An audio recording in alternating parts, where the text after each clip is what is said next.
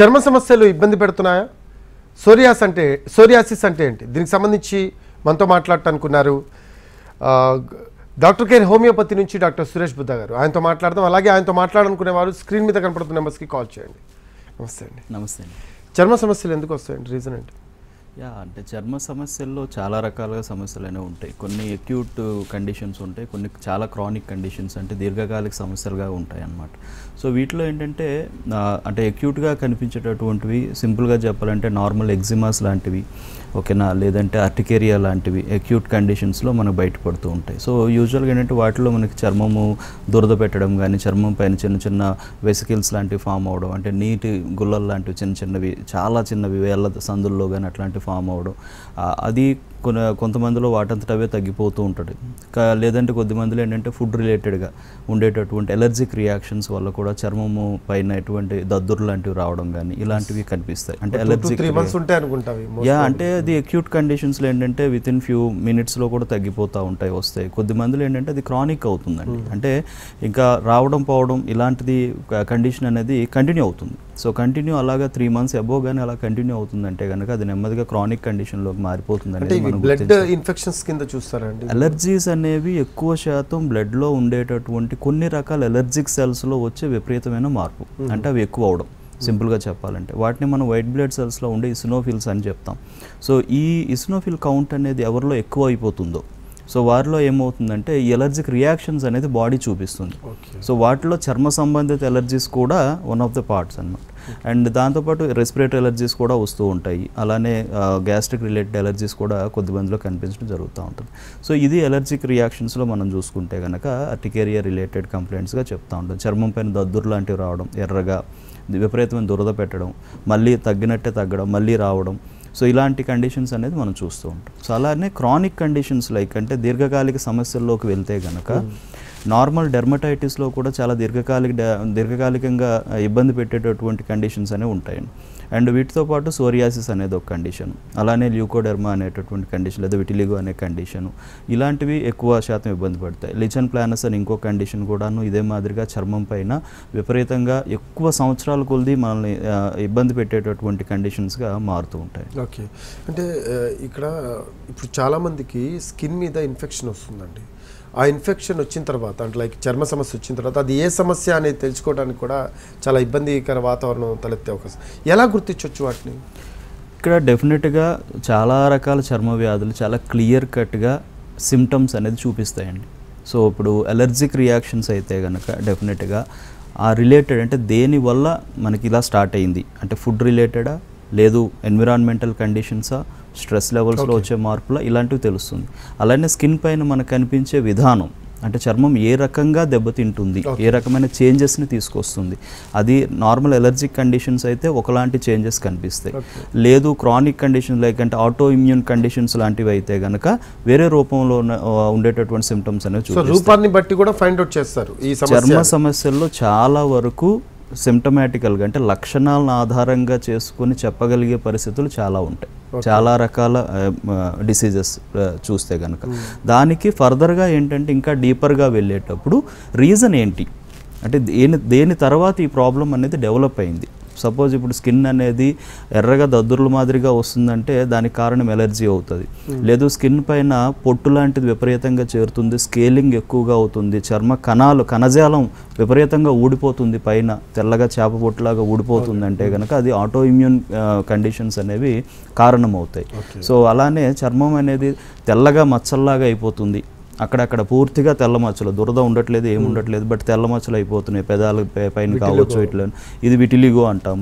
So దానికి కూడా auto ఇమ్యూనిటీనే కారణం అవుతుంది. సో ఇలాంటి కారణాలు అలానే లక్షణాలు ఈ రెండింటిని బేస్ చేసుకుని చాలా వరకు సమస్యను మనం గుర్తించవచ్చు అండి. అంటే డయాగ్నోస్ చేసే పరిస్థితి అనేది ఉంటుంది.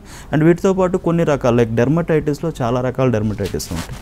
వాటిని కూడా క్లియర్ కట్గా వచ్చే విధానం వచ్చే ప్లేస్ని బట్టి కూడా మనం చాలా వరకు వాటిని కూడా మనం గమనించవచ్చు. సో ఈ మధ్య కాలంలో మనం చూస్తున్నాం చాలామంది దీర్ఘకాలిక సమస్యలతో బాధపడుతున్నారు. లైక్ దీర్ఘకాలిక రోగాలు, బీపీ కావచ్చు, షుగర్ కావచ్చు, ఇటువంటి వాటితో బాధపడుతున్నారు. అటువంటి వాళ్ళకి ఏమన్నా చర్మ సమస్యలు వచ్చే అవకాశం ఉందంటారా? ఒకవేళ వస్తే ఎటువంటి సమస్యలు వస్తాయి చర్మ సమస్య? Yeah, definitely. ఎందుకంటే లైక్ డయాబెటీస్ ముఖ్యంగా అండి.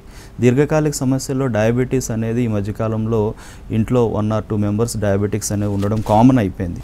So because our life style అనేది అలా ఉంది కాబట్టి సో ఈ డయాబెటీస్ వ్యాధికి గురైనటువంటి వాళ్ళు, డయాబెటీస్ కంట్రోల్లో లేనటువంటి పరిస్థితి ఉన్న వాళ్ళు, డయాబెటీస్కి ఈవెన్ దో ట్రీట్మెంట్ పైన ఉన్నా కూడా అది దాని యొక్క సిమ్టమ్స్ చూపిస్తుంది అనేటటువంటి పరిస్థితి ఉన్నా, ట్రీట్మెంట్కి లొంగనటువంటి కేసెస్లో కూడాను. సో వీళ్ళల్లో చర్మ సమస్యలు కనిపించే అవకాశాలు కొంచెం కామన్గానే ఉంటాయండి. సో వీళ్ళలో ముఖ్యంగా ఏంటంటే ఫంగల్ ఇన్ఫెక్షన్స్ కాస్త అధికంగా కనిపించే అవకాశాలు ఉంటాయి. సో ఫంగల్ ఇన్ఫెక్షన్స్లో ముఖ్యంగా tinea infections, tinea cruris or tinea corporis అంటాం. అంటే దురద పెట్టే చర్మం మీద ఒక రౌండ్ ప్యాచెస్ లాగా, రింగ్ వామ్ ఇన్ఫెక్షన్స్ లాగా ఈ గ్రాయిన్ రీజన్ అంటే గజ్జల్లో కానీ లేదంటే యాక్సిలరీ రీజన్స్లో కానీ ఎక్కడైనా వెనక వీప్ పైన కానీ బటక్ రీజన్లో ఇలాంటి చోట దురద పెట్టేటటువంటి ఎరప్షన్స్ అనేవి విపరీతంగా స్టార్ట్ అయ్యి అవి పెరుగుతూ మొత్తంగా స్ప్రెడ్ అవ్వడం జరుగుతూ ఉంటుంది. ఇది చాలా కామన్. ఇక్కడ దీర్ఘకాలిక సమస్యలతో బాధపడుతున్న వాళ్ళకి కూడా క్యూర్ ఉంటుందా దీంట్లో హోమియోపతిలో? డెఫినెట్లీ అండి. ఎందుకంటే ఇప్పుడు ఈ సమస్య అనేది తీవ్రతరం రావడానికి లేదంటే వీళ్ళలో కనిపించడానికి అది ఆ డిసీజ్ కూడా ఒక కారణం కాబట్టి దాని ఎఫెక్ట్ని మనం కంట్రోల్లో చేసుకుంటే కనుక దీనిని మనం పరిపూర్ణంగా నయం చేసుకునే అవకాశం అనేది రూట్ కాజ్ అనేది చాలా ఇంపార్టెంట్. సో ఇది క్లియర్ అవుతూనే దీన్ని క్లియర్ చేయడం అనేది మనం చేసుకునే అవకాశం ఉంది కాబట్టి హోమియోపతిలో వీటికి మంచి సొల్యూషన్ అనేది కనిపిస్తుంది. రైట్. ఇక కమింగ్ టు సోరియాసిస్. సోరియాసిస్ గురించి ఒక వాదన వినిపిస్తూ ఉంటుంది ఎప్పుడు కూడా, ఇది క్యూరబుల్ కాదు అనేది. వాట్ యు సే దీని గురించి? మీరు అన్నది కరెక్టే, వాదన అయితే వినిపిస్తుంది డెఫినెట్లీ. ఎందుకు అంటే బికాజ్ డిసీజ్ దాని యొక్క లక్షణం అనేది ఇక్కడ మెయిన్ ఇంపార్టెంట్గా అవుతుంది. ఎందుకంటే సోరియాసిస్ అనేటటువంటి కండిషన్ పూర్తిగా ఆటో ఇమ్యూన్ కండిషన్గా మాట్లాడతాం. ఇక్కడ సింపుల్ ఎలర్జీస్ కానీ లేకపోతే వేరే ఇన్ఫెక్షన్స్ కానీ కారణం కాదు ఎక్కువగా. సో ఇన్ఫెక్షన్స్ అయితే అసలే కారణం కాదు. సో డెఫినెట్గా ఏంటంటే మన ఇమ్యూన్ సిస్టమే మనకి నిరోధకంగా లేకపోతే మనకి అనుకూలంగా కాకుండా ప్రతికూలంగా బిహేవ్ చేయడం జరుగుతూ ఉంటుంది.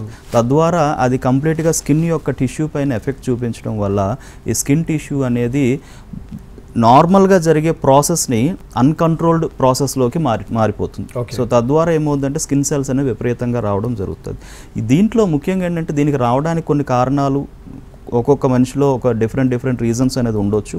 అలానే ఆటో ఇమ్యూనిటీలో ట్రిగరింగ్ ఫ్యాక్టర్స్ అనేవి ఎక్కువగా ఉంటాయి. సో ఈ ట్రిగరింగ్ ఫ్యాక్టర్స్ వల్ల ఏంటంటే మనకు మెడికేషన్స్ ఏదైనా వాడిన తర్వాత రిలీఫ్ వస్తుంది, బట్ అగైన్ రిపిటేషన్ జరుగుతూ ఉంటుంది. అందువల్ల ఏంటంటే ఇది క్యూర్ కాదు అనేటటువంటిది బయట ఉండే నానుడు కానీ కాదు. డెఫినెట్లీ దీన్ని మనం అంటే రిలీఫ్ స్టేజ్ని మెయింటైన్ చేస్తూనే ఈ ట్రిగరింగ్ ఫ్యాక్టర్స్కి అగైన్స్ట్గా బాడీ యొక్క రెసిస్టెన్స్ని మనం బిల్డ్ చేయగలిగితే డెఫినెట్గా అంటే ట్రిగరింగ్ ఫ్యాక్టర్స్లో ముఖ్యంగా ఎన్విరాన్మెంటల్ కండిషన్స్ కావచ్చండి, డైట్ కావచ్చండి, కొంత మేరకు వాళ్ళ లైఫ్ స్టైల్ ఉండే స్ట్రెస్ లెవెల్స్ కానివ్వచ్చండి, కొన్ని రకాల మెడికేషన్స్ కానివ్వచ్చండి. సో వీటి వల్ల ఏంటంటే ఎక్కువగా ట్రిగర్ అవుతూ ఉంటుంది. సో వాటి ఇంపాక్ట్ని బాడీ తట్టుకునేలాగా, దానిపైన అలాంటి ఇంపాక్ట్ లేకుండా చేసుకునేలాగా ఆ లైఫ్ స్టైల్ మాడిఫికేషన్ చేస్తూ మెడిసిన్స్లో ఆ చేంజెస్ చేయగలిగితే కనుక డెఫినెట్లీ బాడీ అనేది మళ్ళీ ఇమ్యూనిటీ నార్మలైజ్ అవడానికి ఈ యొక్క ప్రాసెస్ని కంట్రోల్ చేసుకోవడానికి అవకాశం ఉంది. సో మీరు అన్నట్టు ఏంటంటే హోమియోపతితో క్యూరబుల్ ఒక ప్రాసెస్ ఉంటుంది, ఆ ప్రాసెస్ ప్రకారం psoriasis is not a matter అంటారు మీరు. సో ఈ విధంగా వెళ్తే కనుక మనకి ఈ ప్రాసెస్ అనేది జరుగుతుంది. రైట్. అసలు ఈ సోరియాసిస్ ఎందుకు వస్తుంది? సోరియాసిస్ అనేది అది అంటే ఒకటి ఆటో ఇమ్యూన్ కండిషన్గానే చెప్తాం. సో డెఫినెట్లీ దానికి రూట్ కాజ్ అనేది ఎగ్జాక్ట్గా మనం ఎక్కడ చూసినా కూడా రూట్ కాజ్ అనేది ఏది లేదని చెప్తారు. బట్ ఇక్కడ క్లియర్గా మనం గమనిస్తే కనుక మనిషికి ఇండివిజువలైజ్డ్గా ఆలోచించాల్సిన అవసరం పడుతుంది. సో ఒక మనిషిలో ఈ సోరియాసిస్ ఎన్ని సంవత్సరాల నుంచి బయటపడిందో దానికి ముందు వాళ్ళ లైఫ్ స్టైల్ ఉన్నటువంటి మేజర్ అంటే ఏదైనా ఇబ్బందికరమైన పరిస్థితి ఏమైనా జరిగిందా, అది సైకలాజికల్గా అవ్వచ్చండి, లేదు ఫిజికల్గా అవ్వచ్చండి, లేదంటే మెడిసిన్ పరంగా అవ్వచ్చండి. ఈ 3 విధానాల్లో చూస్తాం. సో సైకలాజికల్ కంటే ఎక్కువ శాతం ఏంటంటే స్ట్రెస్ లెవెల్స్, ఏదో ఒక రకమైనటువంటి విపరీతమైన స్ట్రెస్ కంటిన్యూ గురవడం వల్ల మన మైండ్ తట్టుకోలేనంతగా, కంట్రోల్ చేసుకోలేనంతగా మెంటల్ స్ట్రెస్ గురవుతూ ఉన్నాం. దాన్ని మన మైండ్ కంట్రోల్ చేసుకోలేకపోతుంది అంటే కనుక ఇమ్యూన్ లెవెల్స్లో కూడా అదే రకమైన మార్పు, మన అన్కంట్రోల్ చేంజ్ వచ్చే అవకాశాలు ఉంటాయి. అలానే ఫిజికల్గా లైక్ కొంతమంది కొన్ని రకాల అంటే ఏదైనా ఫిజికల్గా అనేది పెద్దగా ఎక్కువగా ఉండదు యూజువల్గా చెప్పాలంటే, ఎక్కువ శాతం మెంటల్గానే ఉంటుంది. అండ్ మెడిసినల్గా చూసుకుంటే కనుక కొన్ని రకాల డిసీజెస్కి వాడేటటువంటి కొన్ని మందులు ఆ డిసీజ్ ఎఫెక్ట్స్ని కానీ సప్రెస్ చేస్తే కనుక నెమ్మదిగా ఇలాంటి ఆటో ఇమ్యూన్ కండిషన్స్ అంటే డీపర్ కండిషన్స్ డెవలప్ చేసే అవకాశాలు చూస్తాం. ఈ మధ్యకాలంలో మనం చిన్న పిల్లల్లో కూడా ఏజ్ గ్రూప్ వైజ్ చాలా చిన్న పిల్లల్లో కూడా సోరియాసిస్ కనిపిస్తుంది. కారణాలు ఏమై ఉంటాయంటే దానికి? అంటే ఇప్పుడు మేజర్గా చూస్తే కనుక జెనెటికల్ టెండెన్సీస్ అవ్వచ్చు ఒకటి, లేదు అంటే మేబీ వాళ్ళ యొక్క లైఫ్ స్టైల్లో వాళ్ళు వాడే మెడికేషన్స్ ఎఫెక్ట్. యూజువల్ చిన్నపిల్లల్లో అయితే కనుక క్లారిటీగా మనం మాట్లాడాలంటే చిన్నపిల్లల్లో ఈ రెస్పిరేటరీ ఎలర్జీస్ కానీ ఏవైనా రిపీటెడ్గా రావడం కానీ ఇలాంటి జరిగేటప్పుడు యూజువల్గా అంటే ఎక్కువగా మెడికేషన్స్ మీద చిన్నప్పటి నుంచి వాడడం జరుగుతూ ఉంటుంది చాలామందిలో. సో అంటే ఇందాక చెప్పినట్టు ఏదైనా మెడిసినల్ సప్రెషన్స్ వల్ల అంటే కొన్ని డిసీజెస్ అనేవి సప్రెషన్కి గురైతే కనుక దానికన్నా డీపర్ సిస్టమ్ పైకి వెళ్ళే అవకాశం, దానిని కొంచెం ఏదైనా ఇన్ఫ్లుయెన్స్ చేసే అవకాశం అనేది ఉంటుంది. అది ఏ రకమైన ఇన్ఫ్లుయెన్స్ చేసింది అనేది ఇంకా మన ఇమ్యూనిటీ యొక్క రెస్పాన్స్ బట్టి ఉంటుంది. ఓకేనా, అక్కడ సోరియాసిసే రావాలని ఏమీ లేదు, బట్ అవకాశం మాత్రం డెఫినెట్లీ చాలా మందిలో ఉంటుంది. ఆ విధంగా కూడా ఇది డెవలప్ అవుతుంది. ఎందుకంటే పేషెంట్స్తో మనం అంటే యూజువల్గా కన్సల్టేషన్ టైంలో పిల్లల్లో అంటే ఏం స్ట్రెస్ ఉంటుందండి అని పేరెంట్స్ అడుగుతారు. మరి స్ట్రెస్ అంటారు కదా మీరు, పిల్లల్లో ఏం స్ట్రెస్ యూజువల్గా మనం మాట్లాడేది. సో ఇక్కడ ఏమవుద్దంటే మెడిసినల్ అంటే కొన్ని రకాల డిసీజెస్ అనేవి సప్రెషన్ గురవడం వల్ల, సో దానివల్ల ఏంటంటే నెమ్మదిగా ఈ సిస్టమ్ అనేది, ఇమ్యూన్ సిస్టమ్ అనేది మన కంట్రోల్ లేకుండా పరిస్థితికి వచ్చి ఇలాంటివి డెవలప్ చేస్తుంది. అక్కడ కూడా ఆ పిల్లల్లో ఈ సోరియాసిస్ అనేది వచ్చే అవకాశాలు చూస్తూ ఉంటాయి. ఎందుకంటే స్కూలింగ్ ఏజ్ పిల్లల్లో కానీ ఇంకా చిన్నపిల్లల్లో కూడా సోరియాసిస్ ఉన్న కేసులు చూసాం. సో దానికి కారణాలు ఎక్కువ శాతం ఇది కూడా మనం ఆలోచించాల్సిన అవసరం ఉంటుంది రూట్ కాజ్గా. ఏ ఏజ్ గ్రూప్ వాళ్ళకి ఎక్కువగా ఈ సోరియాసిస్ అనేది కనపడుతూ ఉంటుందండి? మామూలుగా చెప్పాలంటే కనుక ఇది అడల్ట్ గ్రూప్ నుంచి ఇంకా పై ఏజ్ గ్రూపుల్లోనే కనిపించే అవకాశాలు అధికంగా ఉంటాయండి. ఒకప్పట్లో చూస్తే కనుక 40 ఏళ్ళు దాటిన 50 ఏళ్ళు దాటిన వాళ్ళలోనే ఉండేది సోరియాసిస్ అనేటటువంటిది. ఈ మధ్యకాలంలో ఏంటంటే టీనేజ్లో ఈ మధ్య కూడా టీనేజ్ పిల్లల్లో కూడా కనిపిస్తుంది, అలానే చిన్నపిల్లల్లో కూడా కనిపిస్తుంది, స్కూలింగ్ ఏజ్ పిల్లల్లో కూడాను సోరియాసిస్ కనిపిస్తుంది. కాకపోతే వీటిలో ఏంటంటే కొన్ని టైప్స్ ఉంటాయి. వాటిలో ఉండే టైప్స్ని బట్టి ఎవరిలో అధికంగా ఏ కైండ్ ఆఫ్ ఆ టైప్ మనకు కనిపించవచ్చు అనేది మనం చూడవచ్చు. Okay, right. ఇక కమింగ్ టు పాయింట్, అసలు దీని సిమ్టమ్స్ ఎలా ఉంటాయి, ఎలా ఫైండ్ అవుట్ చేయొచ్చు ఇది సోరియాసిస్ అని? అంటే సిమ్టమ్స్ లక్షణాలు చాలా క్లియర్ కట్ కనిపిస్తాయండి. చాలా అంటే మనం లక్షణాలను బేస్ చేసుకొని మాత్రం దీన్ని డయాగ్నోస్ చేసే అవకాశమే ఉంటుంది.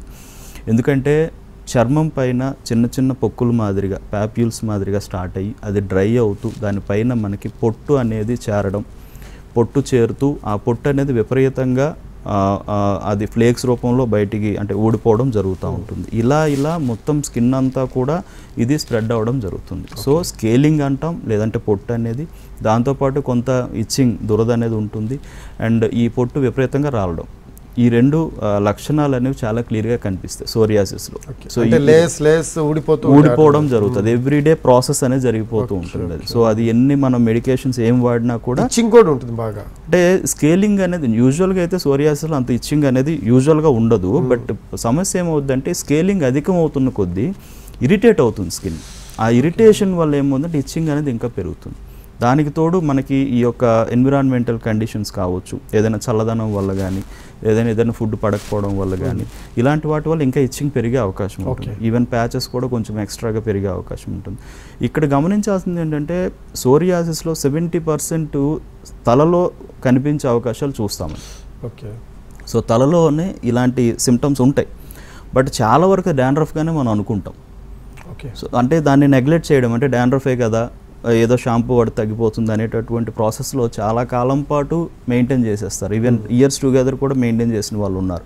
సో దానివల్ల ఏమవుద్దంటే అది ప్యాచెస్ ఇంకా ఎక్కువగా పెరగడం, మొత్తం స్కాల్ప్ టిష్యూ అంతా ఇది డెఫినెట్లీ ఇది స్ప్రెడ్డింగ్ డిసీజ్ అండి, కంప్లీట్ అండి. అంటే స్కిన్ మొత్తం ఎక్కడ ఉందో అంతా కూడా అది స్ప్రెడ్ అవ్వగలిగేటటువంటి పరిస్థితి. బాడీలో అంటే ఏ పార్ట్స్ కైనా వచ్చే అవకాశం ఉంది. స్కిన్ అండి మెయిన్, స్కిన్ మెయిన్ అండి. సో అంటే ముందు తలలో రావచ్చు ఎక్కువ శాతం, తర్వాత మిగతా పార్ట్స్ నెమ్మది నెమ్మది స్ప్రెడ్ అవుతుంది. చెవి లోపల కూడా స్కేలింగ్ అనేది చూస్తూ ఉంటాము. చెవి వెనకాల కట్స్ లాగా, క్రాక్స్ లాగా వచ్చి ఇబ్బంది పెడుతూ ఉంటుంది. డాండ్రఫ్ అనుకొని వెయిట్ చేయడం వల్ల అది ఇంకా ఎక్కువగా స్ప్రెడ్ అయిపోతూ అది ఇంకా దాని యొక్క ప్రభావాన్ని పెంచుకుంటూ వెళ్ళిపోతుంది. రైట్ సురేష్ బుద్ధ గారు, ఇందాక మనం డిస్కస్ చేసుకుంటూ ఉన్నాం ఈ సోరియాసిస్ ఏంటంటే ఈ మధ్యకాలంలో అడల్ట్ గ్రూప్లో రావాల్సిన చిన్నపిల్లల్లో కూడా వస్తుంది. కాబట్టి ఈ సోరియాసిస్ అసలు రాకుండా ఉండటానికి ఏమన్నా ఉన్నాయా టిప్స్? అంటే లైఫ్ స్టైల్ ఇష్యూస్ అండి డెఫినెట్లీ. సో లైఫ్ స్టైల్ని మనం మాడిఫై చేసుకోవాల్సిన అవసరం అనేది ఉంటుంది. ఈవెన్ పిల్లల్లో కూడా ముఖ్యంగా ఏంటంటే సరైనటువంటి న్యూట్రిషన్ అనేది అవసరం. సో పిల్లలు ఈ మధ్యకాలం చూస్తున్నంటే న్యూట్రిషియస్ డైట్ అనేది చాలా తగ్గిపోతుంది. జంక్ ఫుడ్ బాగా జంక్ ఫుడ్ ఎక్కువ తీసుకుంటున్నారు. అవన్నీ కూడా అంటే మనకి లోపల డైజెస్టివ్ సిస్టమ్ని విపరీతంగా డిస్టర్బ్ చేస్తుంది. తద్వారా ఇమ్యూనిటీ లెవెల్స్ పైన ఎఫెక్ట్ పడే అవకాశాలు, అంటే విటమిన్ డెఫిషియన్సీస్ అనేవి రన్ అవుతాయి. సో B12 డెఫిషియన్సీ కావచ్చు ఇది. రెండోది ఏంటంటే ఎండ తగలడం కూడా చాలామంది ఈవెన్ పిల్లల్లో కూడా మనం చూస్తాం. ఈవెన్ పిల్లల్లో కూడా ఈ స్కూల్ దాంట్లో కూడా చాలా వరకు తగ్గింది. సో వీటి వల్ల ఏమవుతుందంటే చర్మం అనేది చాలా సెన్సిటివ్ అవ్వడం మనం చూస్తూ ఉన్నాం. ఈ సెన్సిటివిటీ అనేది పెరుగుతున్న కొద్దీ కూడాను ఈజీగా వాళ్ళ ఒక డిసీజ్కి ప్రోన్ అయ్యేటువంటి అవకాశాలు ఉంటాయి. అది సోరియాసిస్ అవ్వాలి అంటే కనుక డెఫినెట్లీ కొన్ని రకాల జెనెటిక్ టెండెన్సీస్ కారణం అంటే బ్యాక్గ్రౌండ్ హిస్టరీలో ఉండుండొచ్చు. అండ్ రెండవది ఏంటంటే ఇందాక చెప్పినట్టు ఏమైనా సప్రెషన్స్ ఎక్కువగా సో పిల్లల్లో మనకు కనిపించేది. అండ్ పిల్లల్లో కూడా ఈ మధ్య స్ట్రెస్ లెవెల్స్ పెరుగుతూ ఉన్నాయి. ఇది కూడా గమనిస్తున్నాం. ఈవెన్ అంటే చాలా మందిలో ఏంటంటే 10th క్లాస్ ఆ టైంకి వచ్చేసరికి 9th and 10th వచ్చేసరికి విపరీతమైన సో అది ప్రెషర్ తీసుకుంటున్నారు, తీసుకోవాల్సిన అవసరం వస్తుంది. సో తద్వారా కూడా వాళ్ళు డిస్టర్బ్ అయ్యే అవకాశాలు ఉంటున్నాయి. సో ఏదైనా చిన్న డిసప్పాయింట్మెంట్ కూడా వాళ్ళు చాలా మెయిన్ రోల్ ఇక్కడ స్ట్రెస్ అనేది డెఫినెట్ అండి. సో ఉంటుంది. బట్ అదే మనం క్లియర్ కట్గా అది గమనించగలిగామా, దాన్ని క్లియర్గా అర్థం చేసుకోగలిగామా అనేది అవసరం. సో ఇది complete homeopathy point of view ఎలా ఉంటుందంటే ఇది ఇండివిజువలైజ్డ్ చెప్పాను ఇందాక. అంటే ఒక మనిషి యొక్క శరీరతత్వం, మానసిక స్థితి ఈ డిసీజ్ వచ్చే ముందు, రావడానికి, వచ్చిన తర్వాత ఈ పరిస్థితి అన్నింటినీ కూడా క్లియర్ కట్గా అర్థం చేసుకొని ఫిజికల్గా కూడా బాడీ యొక్క టాలరెన్సెస్ అండ్ ఇంటాలరెన్సెస్ వీటన్నిటిని చూసుకొని దాన్ని బట్టి మెడికేషన్ ఇస్తే కనుక ఈ పిల్లలైనా కూడా ఈ యొక్క పరిస్థితి నుంచి నెమ్మదిగా బయటపడతారు. ఈవెన్ పెద్దవాళ్ళైనా కూడా దాని నుంచి బయటపడే లైఫ్ స్టైల్, బాడీ మెటబాలిజం రెండు చూసి దాన్ని బట్టి మీరు రెండు కూడా. రైట్ అండి, కాలర్స్ ఉన్నారు, చాలా మంది వెయిట్ చేస్తున్నారు. శ్రీకళ గారు ఉన్నారు. నమస్తే అండి శ్రీకళ గారు. నమస్తే సార్. ఎస్ మాట్లాడండి. డాక్టర్ సురేష్ బుద్ధ గారు ఉన్నారు. నమస్తే అమ్మా. నమస్తే సార్. చెప్పండి అమ్మా సమస్య. సార్ మాకు వీపు మీద వైట్ ప్యాచెస్ లాగా వచ్చాయి సార్. ఓకే. 1 month అయింది సార్ వచ్చి అలా. నమస్తే సార్. అంటే దురదగానే ఏమన్నా వస్తుందా? ఎట్లా? దురద ఏం లేదు సార్, నాకు వీపు మీద 2-3 సైడ్ వచ్చి మళ్ళీ కిందకి స్ప్రెడ్ అవుతా ఉంది. ఓకే. సో పొట్టు, దురద అలాంటివి అయితే ఏం లేవమ్మా? అలాంటివి ఏం లేవు సార్. తెల్లగా మచ్చలు వచ్చినాయా? అవును సార్. ఓకే. సరే. ఎన్ని రోజుల నుంచి అన్నారు? 1 month అయింది సార్. 1 month అవుతుంది. ఇంకేమన్నా సమస్యలు ఉన్నాయా? ఇంకేం లేవు సార్. ఓకే. సో మెయిన్గా ఏంటంటే ఈ వైట్ ప్యాచెస్ అనేవి, వైట్ స్పాట్స్ అనేవి స్కిన్ పైన వస్తున్నాయంటే ఇచ్చింగ్ కానీ ఏమీ లేకుండా అది ఎక్కువ శాతం ల్యూకోడెర్మా అయ్యే అవకాశాలు ఉంటాయి. సో అది మనం ఒకసారి గమనించాల్సిన అవసరం అనేది ఉంటుంది. ఒకసారి అంటే ఒకవేళ ల్యూకోడెర్మా అయితే స్కిన్ లోపల మెలనిన్ అనేటువంటి పిగ్మెంట్ని అది ప్రొడ్యూస్ చేసే సెల్స్ అనేవి దెబ్బతింటే స్కిన్ అనేది కలర్లెస్ అయిపోయి తెల్లగా అయిపోతుంది. అండ్ ఇది ఒకటి. రెండోది ఏంటంటే ఏమైనా డెఫిషియన్సీ ప్యాచెసా లేకుండా ఇంకా వేరే రూపంలో ఏమైనా వస్తున్నాయంటే దానికి బ్యాక్గ్రౌండ్ హిస్టరీ ఏంటి, ఇంతకుముందు మీ యొక్క హెల్త్ ఇష్యూస్ ఏమైనా ఉన్నాయి వాటన్నింటిని బేస్ చేసుకొని చెప్పాల్సి ఉంటుందమ్మా. ఒకసారి డాక్టర్ గారి దగ్గర మీరు దగ్గరలో డాక్టర్ గారు హోమియోపతికి ఒకసారి వెళ్ళండి. డాక్టర్ గారు క్లియర్గా అబ్జర్వ్ చేస్తారు. ఎగ్జామిన్ చేసినాక అది క్లియర్ కట్ ఒకవేళ ల్యూకోడెర్మా కానీ విటిలిగో ప్యాచెస్ అయితే కనుక దానికి సంబంధించిన ట్రీట్మెంట్ కానీ, లేదు వేరే అదర్ కండిషన్స్ వల్ల ఇది డెవలప్ అవుతుందంటే కనుక దానికి సంబంధించిన ట్రీట్మెంట్ చాలా క్లియర్గా ఇవ్వడం జరుగుతుంది. కంటిన్యూస్గా డాక్టర్ చెప్పిన టైం మన మెడిసిన్స్ వాడితే కనుక ఇవి పరిపూర్ణంగా నయం అయిపోతాయమ్మా. రైట్ అండి. ఈ సోరియాసిస్ వచ్చిన తర్వాత ఏ టైంలో డాక్టర్కి అప్రోచ్ అవ్వాల్సి వస్తుంది? ఇది ఏమైనా సివియర్ కండిషన్స్కి తీసుకెళ్ళే అవకాశం ఉందంటారా? ఇందులో మెయిన్గా మనకి mild condition, moderate and severe conditions ఉంటాయండి. ఏదైనా సోరియాసిస్ అనేది ఎంత అంటే తొందరగా మనం గమనించి దాన్ని డయాగ్నోస్ చేసుకుని డాక్టర్ని కలిసి డయాగ్నోస్ చేసుకోగలిగితే అంత బెటర్ ఉంటుంది. లేదంటే ఇది అడ్వాన్స్ అవుతున్న కొద్దీ లేదంటే స్ప్రెడ్డింగ్ పెరుగుతున్న కొద్దీ కూడా దాని ఇంపాక్ట్ ఎక్కువ అవుతున్న కొద్దీ శరీరం రియాక్ట్ అవ్వడం స్లో అయిపోతుంది. సో అందువల్ల ఏమవుతుందంటే కాస్త ఎక్కువ కాలం కూడా మందులు ఇంకా వాడాల్సిన అవసరం పడడం కూడా జరుగుతూ ఉంటుంది. బట్ ఏదైనా కండిషన్స్ బట్టి మెడికేషన్స్ అనేది ఆ బాడీ కండిషన్ బట్టి ఇస్తామండి. అండ్ కమింగ్ టు కాంప్లికేషన్స్ అంటే దీని తర్వాత ఇది ఎక్కువగా ఉండడం వల్ల కానీ దీనికి ఇది ఇంటర్నల్గా ఎక్కువ లోపలికి వెళ్ళి వేరే అదర్ ప్రాబ్లమ్స్ క్రియేట్ చేయడం వల్ల చూస్తే కనుక ముఖ్యంగా కనిపించేది ఆర్థరైటిస్ అనే సమస్య. అంటే సోరియాటిక్ ఆర్థరైటిస్ అంటారు. అంటే సోరియాసిస్తో బాధపడుతున్న వ్యక్తులు జాయింట్ పెయిన్స్ కూడా డెవలప్ అవ్వడం, ముఖ్యంగా చిన్న జాయింట్స్లో అధికంగా డెవలప్ అవుతూ ఉంటాయి, మిగతా జాయింట్స్ కూడా వచ్చే అవకాశాలు ఉంటాయి. సో ఇది చాలా అధికంగా కనిపించేటటువంటి ఒక కాంప్లికేషన్, అంటే కామన్గా కనిపించే కాంప్లికేషన్. బట్ ఇది రావడం కొంచెం అంటే అంత ఈజీ కాదులేండి, కొంచెం లేట్గానే కనిపిస్తుంది. కొంతకాలం పాటు బాడీ ఇమ్యూనిటీ దాన్ని కంట్రోల్ చేసేటట్లు ఉండి మనం అధికంగా సప్రెషన్ చేస్తే కనుక సోరియాసిస్ని కూడా చాలా విపరీతంగా పైపైన ఏదైనా పెట్టి దాని లోపలికి నెట్టేసి కనిపించకుండా చేస్తే అలా మెయింటైన్ చేస్తే కనుక అది ఇంకా లోపలికి స్ప్రెడ్ అయ్యి ఈ జాయింట్స్ని పట్టుకునే అవకాశాలు ఉంటాయి. అండ్ వీటితో పాటుగా వీటికి వాడే కొన్ని మెడికేషన్స్ లైక్ అదర్ సిస్టమ్స్లో వాటిలో కొంతమంది అన్నెసరీ మెడికేషన్స్ వాడతారు. వాటి వల్ల కూడాను ఇంకా మన ఇమ్యూన్ లెవెల్స్ పాడవుతాయి.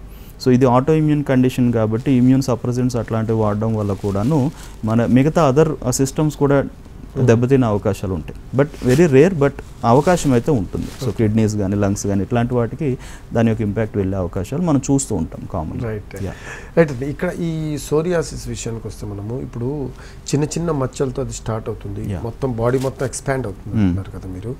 సో బాడీ మొత్తం ఎక్స్పాండ్ అయ్యే ప్రాసెస్లో అంటే ఇంకా ఏమన్నా దానికి లైక్ వేరే సైడ్ ఎఫెక్ట్స్ కూడా ఏమన్నా ఉండే అవకాశం ఉందంటారా? సిమ్టమ్స్ అనేది సివియారిటీ అనేది ఇంపార్టెంట్ అండి ఇక్కడ. సో అక్కడక్కడ కనిపించేటటువంటిది ఆ సిమ్టమ్స్ చూపించేటటువంటి సివియారిటీ ఇంటెన్సిటీ ఒకలా ఉంటుంది. బట్ మొత్తంగా స్ప్రెడ్ అయ్యి ఉంటే కనుక ఒకటి క్రాక్స్ వచ్చే అవకాశాలు, స్కిన్ అనేది పగిలిపోవడం, బ్లీడింగ్ అవడం లాంటివి, ఈవెన్ పాదాలు, చేతులు, అరిచేతులు, అరిపాదాల్లో కానీ ఎక్కడైనా మన మడతల్లో కానీ ఇలా బ్లీడింగ్ అయ్యే అవకాశాలు. సో ఇలాంటిది. రెండోది అంటే పొట్టు చాలా విపరీతంగా వస్తుంది. దానివల్ల అంటే చర్మం కూడా బిగుతుగా అయిపోయి మూమెంట్ కూడా రిస్ట్రిక్ట్ చేసేటువంటి అవకాశాలు అనేవి చూస్తూ ఉంటాం. ఇది చాలా కామన్. ఇది ఎలా అయిపోతుంది డే టు డే లైఫ్లో మనం అంటే బయటకు సోషల్గా మూవ్ అవ్వాలన్నా అది సైకలాజికల్ డిస్టర్బెన్స్ క్రియేట్ చేస్తుంది ఒకటి. రెండవది ఏంటంటే ఫిజికల్గా మనకి ఇంట్రో చేసుకునే పనులకి బాగా డిస్టర్బెన్స్ వస్తుంది. విపరీతంగా పొట్టు రాలుతూ ఉంటుంది ఇంట్లో కూడా. అది కూడా చాలా ఇబ్బంది పడుతుంది. చాలా మంది చుండ్రేమో అనుకుంటారు, చుండ్రు అనుకుంటారండి, కానీ ఇది విపరీత పొట్టు చాలా క్లియర్గా ఉంటుంది. ఎందుకంటే పెద్ద పెద్ద స్కేల్స్ అండి, ఫ్లేక్స్ రాగా ఉండడం జరుగుతుంది. అది గమనించి ఇమీడియట్ గా డాక్టర్ని కలవాలి. కాలర్స్ ఉన్నారు, కాల్స్ తీసుకుందాము. జ్యోతి గారు ఉన్నారు హైదరాబాద్ నుంచి. నమస్తే అండి జ్యోతి గారు. జ్యోతి గారు నమస్తే. ఎస్ మాట్లాడండి. డాక్టర్ సురేష్ బుద్ధా గారు. నమస్తే అమ్మా, చెప్పండి అమ్మా.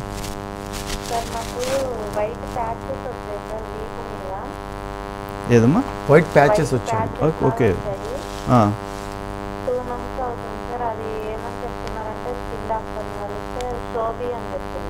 సోబి అని చెప్పారు. ఓకే. తెల్ల సోబి అని చెప్పారు. ఓకే అమ్మా, డెఫినెట్లీ. సోబి అనేది యాక్చువల్గా పిటీరియాసిస్ అనే కండిషన్ అండి. ఇందులో కొన్ని టైప్స్ అనేవి ఉంటాయి. అండ్ అందులో వీటిలో ఏంటంటే తెల్లగా అంటే చిన్నగా మచ్చలలాగానే వస్తుంది. అంటే పూర్తిగా తెల్లగా ఉండదు, అలానే నార్మల్ స్కిన్ కలర్లో కూడా ఉండదు. సో ఇది పెద్ద అంటే కాంప్లికేటెడ్ కండిషన్ అయితే కాదు. అండ్ ఇది డెఫినెట్లీ క్యూర్ అయిపోతుంది, నార్మలైజ్ అయిపోతుంది అమ్మ. ఇది మైల్డ్ కొంతవరకు చిన్న ఫంగల్ ఇన్ఫెక్షన్స్ యొక్క ఎఫెక్ట్ వల్ల కూడా ఇది డెవలప్ అవుతుంది కొద్ది మందిలో. సో దీనికి ఏంటంటే ముఖ్యంగా చర్మానికి మనం అంటే రెగ్యులర్గా ఆ కేర్ అనేది మనం చర్మానికి సంబంధిస్తున్నామా లేదా, ఇంటర్నల్గా లిక్విడ్ ఇంటేక్ బాగా ఇస్తున్నామా లేదా అనేది ఇంపార్టెంట్. అండ్ మెడిసిన్ కూడా వన్స్ ఇది డెవలప్ అయిన తర్వాత మెడిసిన్ వాడాల్సిన అవసరం కూడా ఉంటుంది. సో మెడిసిన్ కూడా కరెక్ట్గా వాడగలిగితే దీనికి సంబంధించి స్కిన్లో మళ్ళీ అగైన్ ఆ యొక్క ప్యాచెస్ అన్నీ మళ్ళీ నార్మల్ అయిపోయి స్కిన్ కలర్ అనేది పూర్తిగా మళ్ళీ నార్మల్ దీనికి రావడం జరుగుతుందమ్మా. ఇది పెద్ద కాంప్లికేటెడ్ కండిషన్ కాదు కాబట్టి సింపుల్గా మెడిసిన్స్ ద్వారా దీన్ని పూర్తిగా నయం చేసుకోవచ్చు అండి. ఎస్ అండి. ఈ పబ్లిక్ వ్యూలో ఒక క్వశ్చన్ చాలా మంది అడుగుతూ ఉన్నారు. అంటే డర్మా ఇష్యూ అంటే యాక్చువల్లీ స్టెరాయిడ్స్ కావచ్చు లేకపోతే యాంటీబయోటిక్స్ కావచ్చు ఎక్కువగా హ్యూజ్ అమౌంట్స్లో ఇస్తూ ఉంటారు, అంటే ఎక్కువ మోతాదులు. అలాంటిది హోమియోపతితో క్యూర్ అవడం సాధ్యమేనా అనేది ఒక క్వశ్చన్. What is it? సాధ్యం. ఎందుకంటే బికాజ్ ఇక్కడ హోమియోపతి ట్రీట్మెంట్ ఎప్పుడు కూడా బాడీ యొక్క విధి విధానాన్ని బట్టి ఆధారపడి ఉంటుంది. అండ్ హోమియోపతి ఎప్పుడు కూడా న్యాచురల్ విధానం బట్టే ఆధారపడి ఉంటుంది. ఓకే, ఇక్కడ ఇందులో వేరే రకమైన కెమికల్స్ కానీ వేరే రకమైన స్టెరాయిడ్స్ కానీ ఏది యాడ్ చేయాల్సిన అవసరం ట్రీట్మెంట్లో ఎప్పుడూ రాదు. ఏ మెడిసిన్లో కూడా అలాంటివి ఉండవు.